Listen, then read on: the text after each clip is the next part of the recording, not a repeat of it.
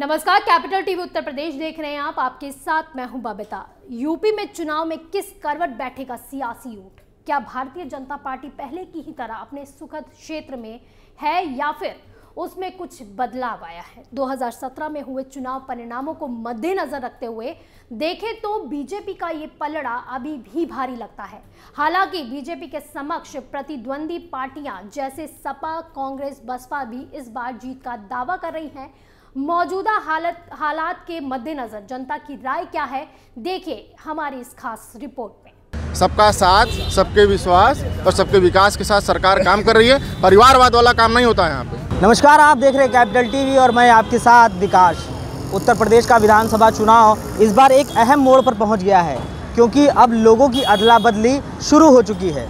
तो ऐसे माहौल में इस बार उत्तर प्रदेश का भविष्य क्या होगा, विधानसभा चुनाव के नतीजे किसके पक्ष में जा रहे हैं, इसका जो फैसला करने वाली हमारी जनता है। और जनता से ही आज जानेंगे कि जो बदल रहे माहौल में उनकी सोच क्या है, किसकी सरकार बन सकती है। हमारे साथ कुछ लोग हैं, बात करते हैं। भैया, आप लोगों से बात करते हैं। क्या नाम है आपका? मेरा नाम प्रतीक है। प्रतीक जी, इस बार विधानसभा चुनाव में जिस तरीके से गहमागहमी चल रही है, क्या लगता है किसकी सरकार बन सकती है? अभी तो ये कहना जल्दबाजी होगी जी। अभी तो कायदे से किसी भी पार्टी के टिकट वगैरह भी फाइनल नहीं हुए हैं। अब हो जाने के बाद मतलब जो है जो भी माहौल बनेगा उस आधार पर कुछ कहा जा सकता है। मतलब आप कहना चाह रहे हैं कि जो इस बार चुनाव होगा वो प्रतिनिधि के चेहरे पर ही होगा? प्रतिनिधि के चेहरे पर नहीं, मुद्दे तो तमाम हैं जो गौड़ हो चुके हैं। और जब मुद्दे मतलब जो है सर पे हावी रहेंगे तो उसमें चेहरा मतलब जो है फिर कोई मायने नहीं रखता है। और मुद्दे काफ़ी है। अब देखिए पब्लिक का क्या रुझान बनता है, उसी आधार पर कुछ कहा जा सकता है। फिलहाल तो टिकट फाइनल होने का इंतजार है। देखिए कौन सा जनप्रतिनिधि किस क्षेत्र से मतलब जो चुनाव लड़ता है। काम की बात करें तो काम के हिसाब से इस बार सरकार किसकी होनी चाहिए उत्तर प्रदेश में? अब काम के हिसाब से सरकार का जो भी प्रदर्शन रहा है लगभग संतोषजनक रहा है। लेकिन सबसे बड़ी चीज़ ये है कि आदमी मतलब जो है रोटी कपड़ा और मकान के लिए जो संघर्ष कर रहा है उसको इग्नोर कर पाना मतलब जो बहुत ही टेढ़ी खीर है। इनसे बात करते हैं। भैया, क्या नाम है आपका? मेरा नाम अनुपम राय है। अनुपम जी, इस बार उत्तर प्रदेश में चुनाव जो है वो जिस तरीके से जिस ओर जा रहा है, समीकरण बदल रहे हैं, क्या लगता है किसकी सरकार हावी हो पाएगी इस बार? क्या आपको लगता है कि अभी चुनाव में समीकरण रह गया है? ये चुनाव समीकरण से ऊपर जा चुका है, जहाँ तक मेरा मानना है। व्यक्तिगत अगर मैं अपनी बात बताऊं तो ये चुनाव अब समीकरणों के बीच नहीं बन रहा है। ये चुनाव अब कारणों के बीच में बन रहा है, धारणाओं के बीच में बन रहा है। जिस तरह से चुनावी मुद्दे को धारणाओं के साथ, जातियों के साथ, साम्राज्यवाद जो चल रहा है, आज तक हम लोग प्रजातंत्र में जी रहे थे। आप देख रहे हैं वापस से हमारी पूरा देश, पूरा खंड हमारा जितना इस क्षण को माना जाता है, वो वापस से राजतंत्र की ओर जा रहा है। तो ये क्या है? चुनाव है। अपनी तरीके से राज्य को चलाना, अपनी तरीके से साम्राज्य को चलाना, ये कहीं भी चुनाव वाली चीज़ें नहीं होती हैं। ये प्रभाव वाली चीज़ें होती हैं। आज आप हो, प्रभाव में हो, कल कोई और होगा, प्रभाव में होगा। कि चुनाव में इस बार जो सरकार आपको दिख रही है उत्तर प्रदेश में बनने वाली, कौन सी सरकार हो सकती है और किन मुद्दों पर हो सकती है? मुद्दे विकास के होते हैं, मुद्दे हमारी संपूर्णता के होंगे। जैसा कि आप देख रहे हो कि पूर्व में जो सरकार चली आ रही है उन्होंने किया क्या, ये पब्लिक जानती है, बताने की ज़रूरत नहीं है। वो फिर क्या है, वाद विवाद का मुद्दा बनेगा। वर्तमान में एक सरकार से पीड़ित हो गए लोग, दूसरों ने लोभ लालच दिया, किसी ने कुछ कहा। वर्तमान में आप देख रहे हैं स्टैंड लिया है प्रियंका गांधी जी ने, बहुत ही अच्छा स्टैंड लिया उन्होंने कि जिस तरह से हम लोग विरक्त होते जा रहे थे महिला शक्ति की तरफ से, आज महिलाओं का दिन प्रतिदिन 3 साल, 5 साल की, 7 साल की, 9 साल की बच्चियों का बलात्कार हो रहा है। तो वो उस चीज़ से पीड़ित हैं। उन्होंने महिलाओं को दिया है मौका, 40% आरक्षण की बात उन्होंने की है चुनाव में। चुनाव मतलब आपका अपना अधिकार, आप अपने अधिकार को समझिए, अपने बल को समझिए, अपने बल को समझिए। और आपको 40% की बात की गई है कि आप महिला हो, लड़ सकती हो। और ये सभी कह भी रहे हैं आज के समय में आपके उत्तर प्रदेश में कि महिला हूँ, लड़की हूँ, लड़ सकती हूँ। तो इसी पर बात करते हैं, इस बार प्रियंका जी कहाँ से चुनाव लड़ सकती हैं? प्रियंका जी का ये अपना और पार्टी का ये मत होगा। ये इस पर मैं कोई भी टिप्पणी नहीं कर सकता हूँ कि वो कहाँ से लड़ सकती हैं। और जो पार्टी हित में होगा वो निर्णय वो लेंगी, वो उनके ऊपर है। इस बार उत्तर प्रदेश का जो चुनाव वो कितना अहम होने वाला है? देखिए, उत्तर प्रदेश का चुनाव इस बार मुद्दों पर होगा। और मुद्दे हैं जनता के महंगाई, भ्रष्टाचार, बेरोजगारी, गरीबी और तमाम ऐसे मुद्दे, कोविड काल में सड़कों पर तड़पते हुए लोग, ये सारे मुद्दे हैं। इस बार चुनाव उत्तर प्रदेश में आम आदमी का चुनाव होगा। आम आदमी वोट करेगा और आम आदमी को वोट करेगा जो आम आदमी के तकलीफ़ को समझ सके, जो आम आदमी की बेरोजगारी की तकलीफ़ को समझ सके, जो महंगाई की तकलीफ़ को समझ सके।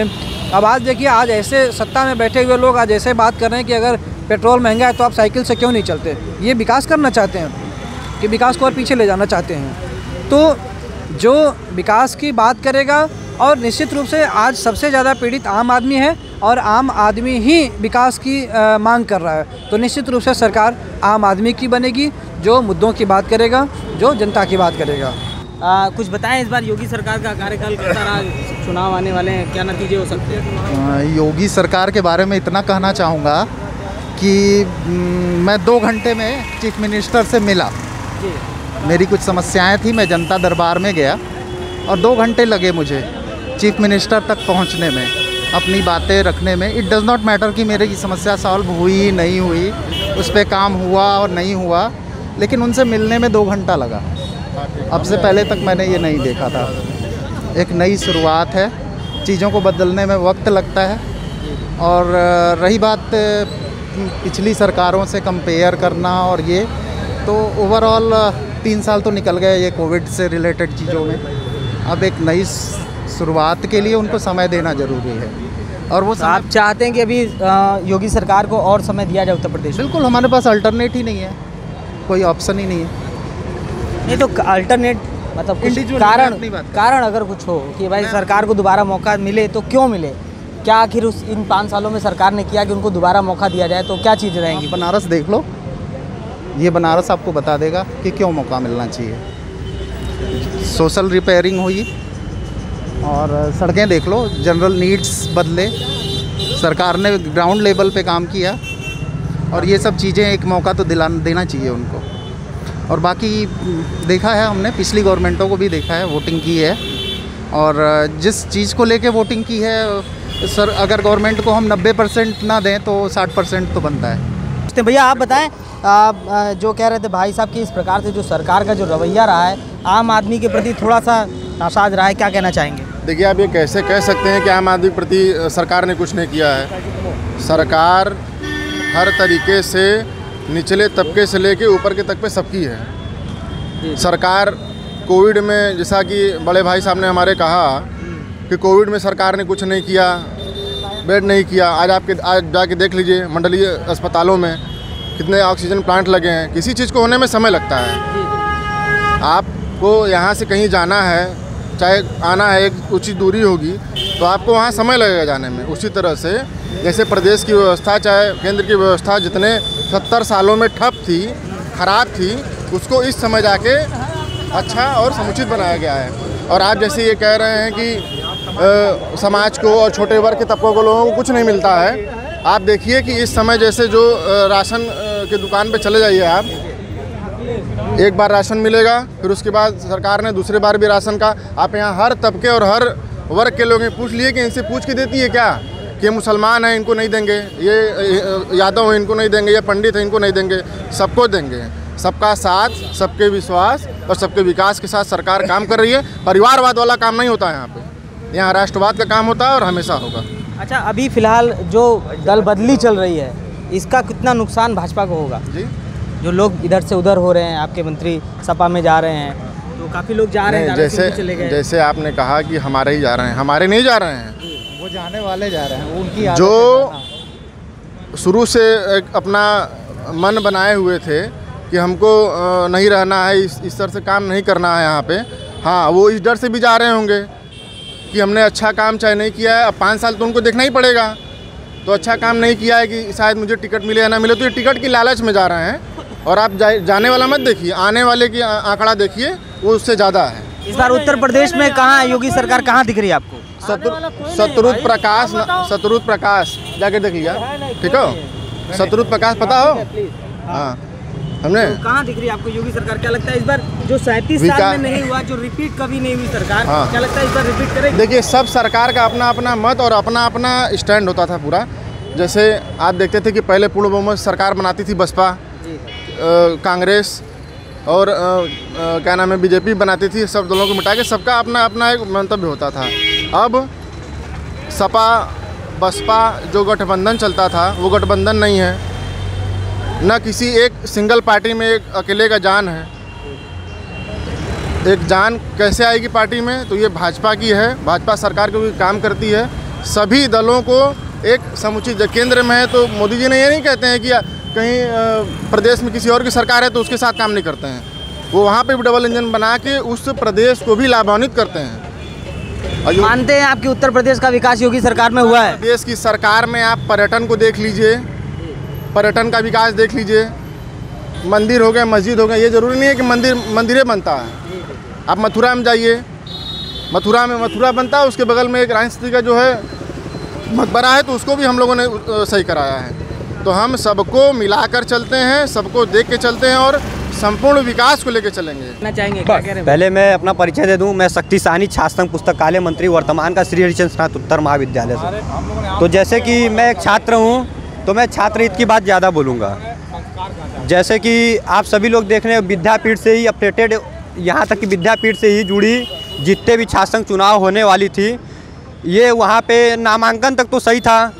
यूपी में नामांकन तो सही था। विद्यापीठ का जो नामांकन हुआ था वहाँ पे नामांकन तो क्लियर हो गया। वहाँ पे नामांकन में ये पाया गया था एबीपी के जो था, एबीपी का जो था तो प्रत्याशी उसका नामांकन रद्द हो गया। इसके कारण से जितने भी जो माननीय योगी जी भी जान रहे हैं कि यहाँ पे अब मेरा तो कोई है नहीं। वहाँ पे एबीपी के भी छात्र तो धरने पर थे आप लोगों के साथ ही? कुछ नहीं थे। कहाँ पे है दिखाइए, अभी जाकर देखिए। हमारे ही साथ के वहाँ पे लोग हैं, छात्र सभा के लोग हैं, वहाँ बैठे। यहाँ तो उन लोग इतने दिन से भूखे हैं, ठंडे में कैसे रहे, हम भी 4 दिन रहे, हम जानते हैं। तो कहने का मतलब कहीं ना कहीं उन लोग को ये डर है कि अब अगर वो छात्र संघ चुनाव हो रहा है, वहाँ छात्र सभा का ही जीत रहा है, तो कहीं ना कहीं उसका जड़ कमज़ोर होकर छात्र सभा का मजबूत होगा। इसके डर से वो छात्र संघ चुनाव नहीं करवा। उत्तर प्रदेश में इस बार क्या लगता है किसकी सरकार? अरे सीधी बात है, जिसको छोड़कर भाग रहे हैं, जहाँ जा रहे हैं उसकी सरकार आएगी। और आप लोग ही देख रहे हैं, अखिलेश यादव माननीय राष्ट्रीय अध्यक्ष जी यहाँ सब जा रहे हैं, तो अखिलेश जी की सरकार आ रही है इस बार? बिल्कुल आ रही है, उसमें कोई दूर राय नहीं है। कारण कुछ तो कारण होगा कि अखिलेश जी को लोग, क्योंकि जनता बहुत त्रस्त हो गई है। हाँ, की सोच की है वो, जनता बहुत त्रस्त हो गई है। रोजी भी रोटी भी सब चला गया। तब रोजी से है रोजा, बच्चों का पेट कैसे चलेगा? रोजी रहेगा तभी न चलेगा। जब हमारा रोजी छीना जाएगा तो कहाँ से चलेगा? तो फिलहाल अभी जो जनता का मूड है वो लगातार बदल रहा है, क्योंकि सभी प्रकार के लोग हैं और उनकी अपनी अपनी वक्तव्य है, सबका अपना अपना सोच है। फिलहाल 10 मार्च को किसी भी पार्टी की जो किस्मत है वो तय हो जाएगी और जनता अपना जवाब वोट के जरिए देगी। फिलहाल उत्तर प्रदेश विधानसभा चुनाव से जुड़े रहने के लिए, हर सवाल के लिए देखते रहिए कैपिटल टीवी। इस बार का ये रण कौन जीतेगा, ये तो अब 10 मार्च के नतीजे ही बताएंगे। 10 मार्च को ही पता चलेगा कि आखिर इस बार जनता ने किससे अपना नेता, किससे अपना मुखिया चुना है और कौन यूपी में सत्तारूढ़ होगा। कैपिटल टीवी फिलहाल के लिए बस इतना ही। यूपी की तमाम बड़ी खबरों के लिए आप देखते रहिए कैपिटल टीवी उत्तर प्रदेश। नमस्कार।